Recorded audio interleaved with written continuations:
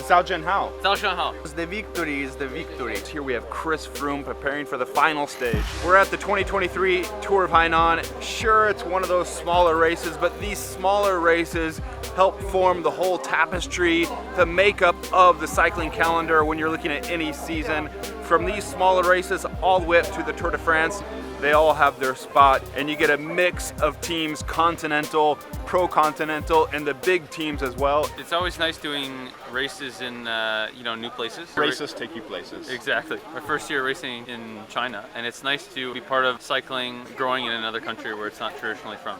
What do you think about this island? It's tropical, it's beautiful. We're off the coast of Vietnam in the southern part of China. I think it's touristic place. The road is perfect. Very beautiful. Better than Italy. Sure. It's simple. It's a place for the lower ranking teams or new riders to make a name for themselves. It's a place for riders to show they're still worthy of big contracts like yourself. You did that the other day. Yeah, exactly. Races at this level, so this is a Point Pro, are a good opportunity for smaller teams to compete against bigger teams. For the smaller teams, this is a place to prove yourself for the bigger races or to prove yourself for a new contract for the next season. Yeah. Because the victory is the victory. Victory in China is difficult. Victory and the first third position is difficult. Ciao. All right, now I just want to get one rider and then it's mission complete for this Tour of Hainan. How old are you?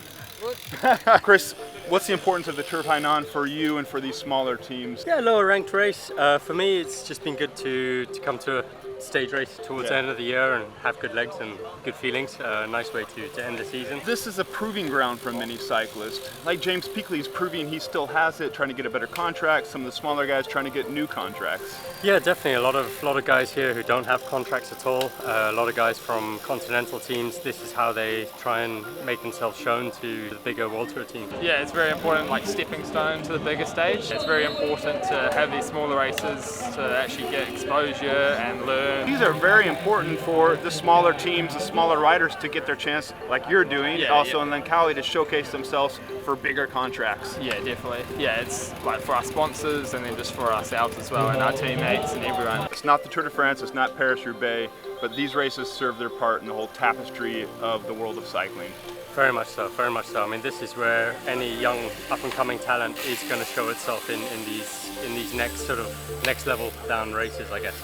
Chris, get out there and rock it. Have a good day. Thank you. Thank you, buddy. That's wrapping up here in the 2023 Tour of Hainan. It's been a successful 5 days for this race. Back on the calendar. This year, they're racing again around the tropical island. So many teams get their chances to prove themselves, to get a shot at glory, wrap up the season in style with a lower key race, 5 days of racing, and voila, we have it.